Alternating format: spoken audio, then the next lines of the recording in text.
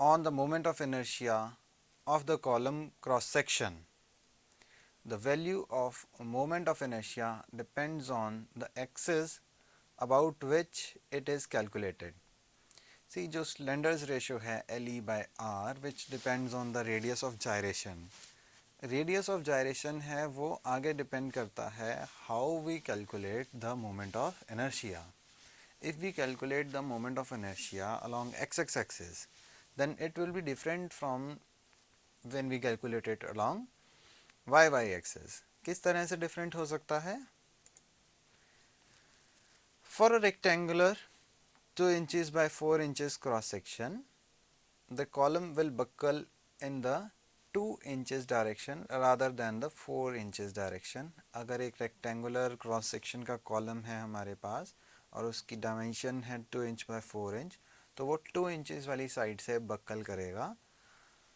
As the moment of inertia for 2 inches direction is considerable smaller than the moment of inertia in the 4 inches direction, because जो moment of inertia होता है 2 inches cross section के 2 inches axis के direction के according वो कम होगा rather than the 4 inches direction. Moment of inertia का formula आपको पता है, it is 1 by 12 BD cube. So we can write 1 by 12 4 inches by 2 inches का cube, which will be equals to 2.67 inches, and then we will compare it when we will write B as 2 and D as 4. In that case, the moment of inertia will be calculated as 10.67 inches. It is important to point out so that when the given column cross section, the student must be sure to determine the minimum moment of inertia. देखिए, अगर आप moment of inertia he higher side वाला निकाल दिया तो obviously critical stress भी ज़्यादा आ जाएगा, Slender's ratio भी ज़्यादा आएगी and critical load भी ज़्यादा आएगा. लेकिन वो उससे पहले ही बकल कर जाएगा, वो बकल करेगा दूसरी डायरेक्शन में जिस डायरेक्शन में उसकी डायमेंशन कम है. So we, the student, must know from which axis it is desirable to calculate the moment of inertia. Take an example, an 8 feet long southern pine 2 inches by 4 inches is to be used as a column. The yield stress for the wood is 6500 lbs per inches square, and Young's modulus is 1.9 by 10 power 6 lbs per inches square. For this column, determine the Slender's ratio, the load that will produce Euler's buckling, and the associated Euler's buckling stress. तो इसमें हमारे को column दिया हुआ है, column की हमारे को यंग्स मॉड्यूलस दिया हुआ है, यील्ड स्ट्रेस दिया हुआ है हमारे को, एंड हमारे को उसकी डायमेंशन दी हुई है that it is of 2 inches by 4 inches, and we have to first calculate obviously the Slender's ratio, then the buckling critical load, and then the critical stress. The solution is the Slender's ratio LE by R. To determine the Slender's ratio in this problem, we have to find the radius of gyration, smallest one, which may do form the relationship. The radius of gyration Rxx is equals to moment of inertia along x axis divided by the area of cross section whole power 1 by 2 under the root, where this is the radius of gyration about an x axis, where I is equals to the moment of inertia is equals to 1 by 12 BD cube for a rectangular cross section, or Rxx is equals to 1 by 12 BD cube divided by area of cross section. We can write B multiplied by D, Sara divided by raised to the power 1 by 2 under the root, we can say, where we have substituted area as B multiplied by D. So the cross section is given here, and this is the x axis and this is the 4 inches side, this is the 2 inches side. We now simplify and obtain Rxx is equals to 0.5774 d by 2. We want the smallest radius of gyration, so we use d is equals to 2 inches. Now see, हमने b को b से पहले ही cancel कर दिया है और सिर्फ एक d ही हमारे पास साइड बची है. अब d के अंदर हम 4 इंचेस सब्स्टिट्यूट कर देंगे अगर, तो हमारे पास रेडियस ऑफ जायरेशन वो हायर साइड वाला आ जाएगा. But our objective is to find the critical load, जिस लोड पे या जिस स्ट्रेस पे ये कॉलम बकल कर सकता है. अगर हम हायर साइड का रेडियस ऑफ जायरेशन ले लेंगे तो हमारी सारी कैलकुलेशन गलत हो जाएंगी. So we will substitute 2 for the value of D. That is, buckling will first occur about the x axis as shown in the diagram. So R is equals to 0.5774 inches. If the value of D is 2, then 2 by 2 is 1. Then R will be 0.5774 inches. Then the slenders ratio will be given by LE by R.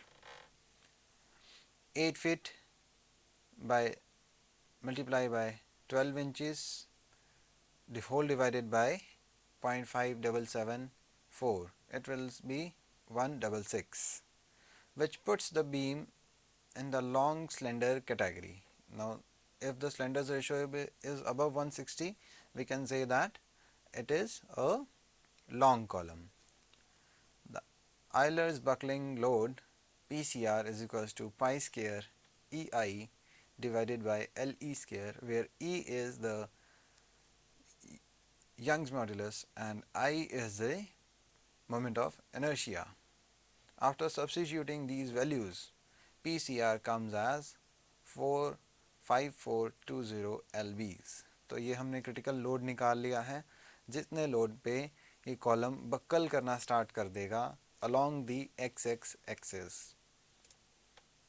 The Euler stress then easily found by stress is equals to force by area.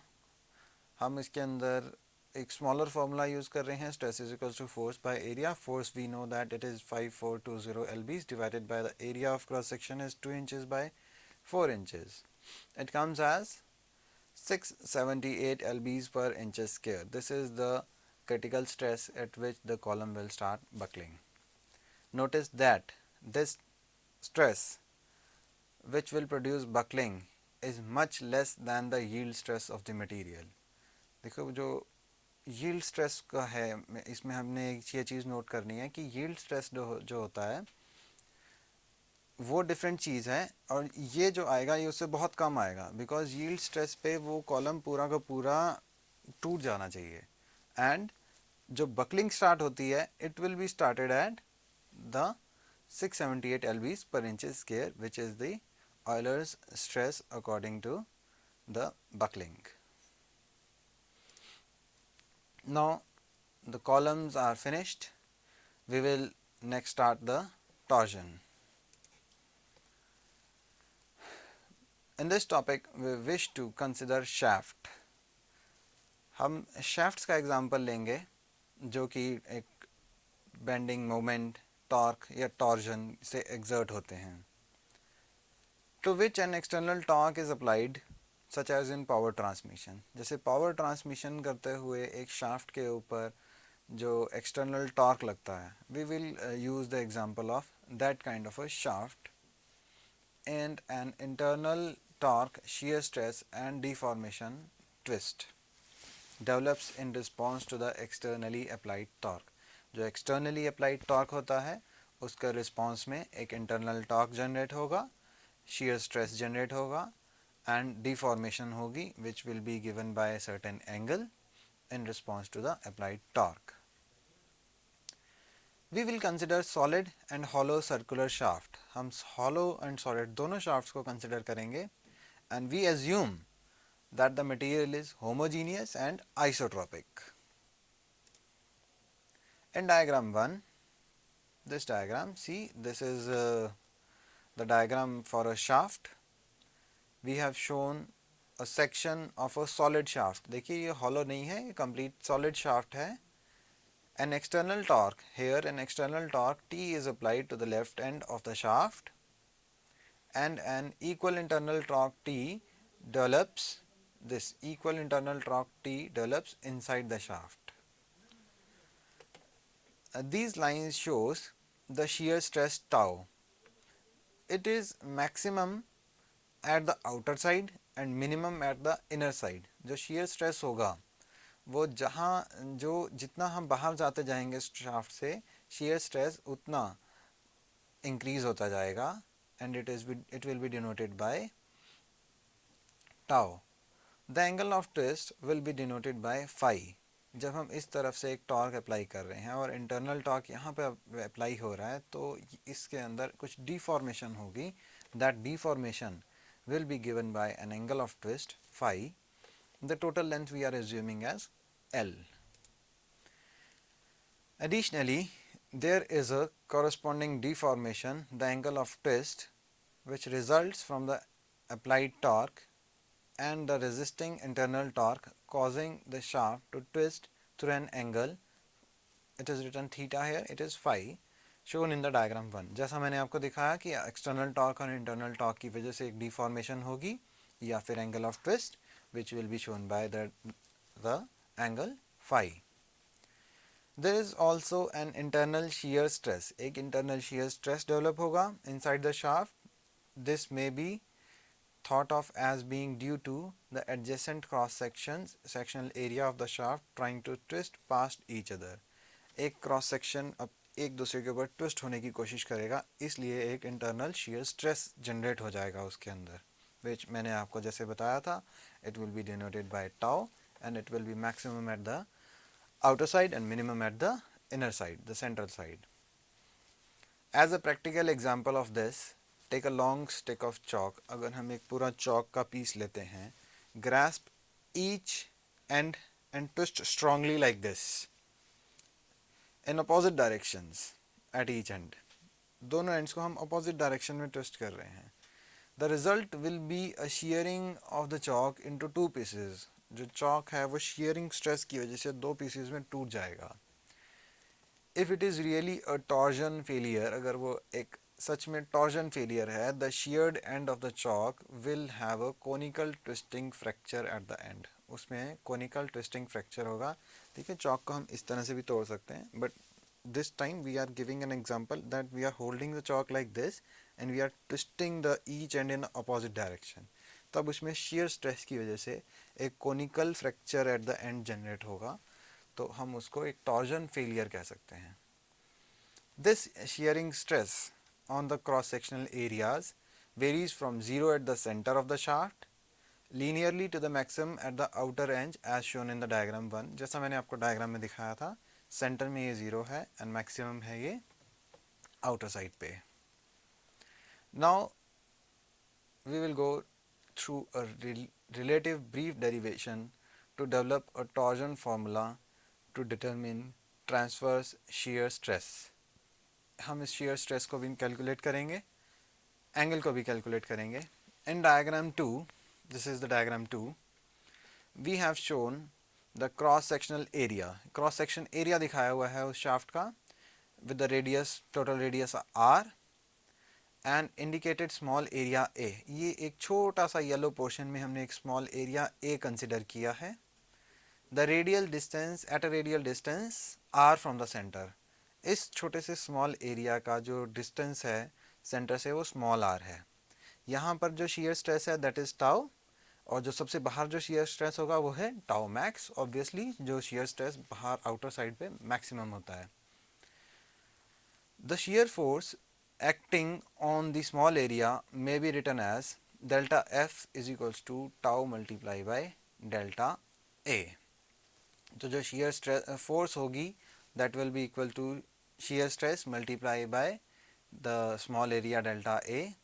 जो उस position पे shear stress होगा obviously वो कितना होगा, small r multiply by capital R, sorry small r divided by capital R whole multiply by tau max. So we have substituted this tau by r by r tau max, देखिए ये सबसे बाहर जो tau max है वो outer side पे है और tau जो है वो small at distance of small r, तो we can say that this tau is equals to r by r tau max, the radius at the area A and the complete radius r whole multiply by tau max into delta A.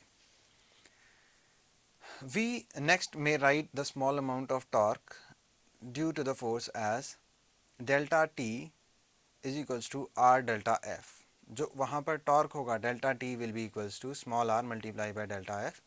We can here write that small r multiply by tau delta A or small r square by r multiply by tau max multiply by delta A. Summation of delta t will be equals to the summation of the whole expression r square by r tau max delta A. We may rewrite the last summation by taking radius of gyration by taking radius r at and the maximum shear stress to the outside of the summation sign, since these values are constant. So the total T torque will be equals to tau max divided by r multiplied by summation r square into delta A. This r square by multiplied by delta A, summation of r square by delta A is a quantity known as polar moment of inertia J. So we will substitute T is equals to tau max by r multiplied by the polar moment of inertia J, like this, or tau max, this tau max is equals to T multiplied by r by J. So the maximum shear stress tau max will be equals to the torque applied multiplied by the total radius divided by polar moment of inertia. So this is the expression for maximum shear stress tau max, which will be at the outer side of the shaft. We may also extend this formula for the shear stress at any arbitrary radius as follows. किसी भी एक radius पे हमने इस मान लो कि shear stress निकालना है, जैसा कि हमने ये डायग्राम दिखाया था,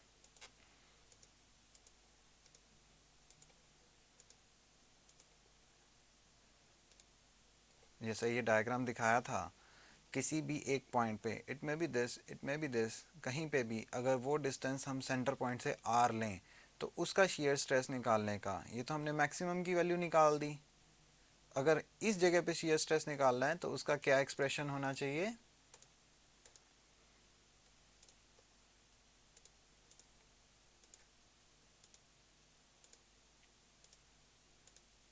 this one.